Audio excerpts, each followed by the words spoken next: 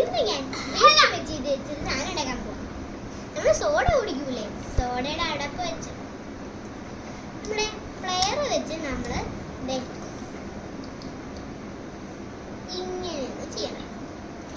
അതൊക്കെ ചെയ്ത് തന്നപ്പോ ഇങ്ങനെയായി. അത് കഴിഞ്ഞ് നമ്മൾ ഗ്ലൂ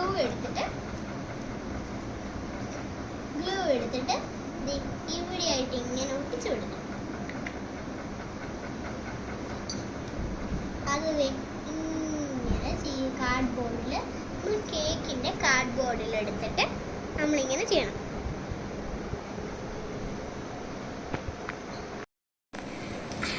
അലുമിനിയം ഫോം എടുത്തിട്ട് അതിൽ സ്റ്റെം ഉണ്ടാക്കാം, ചുരുട്ടി.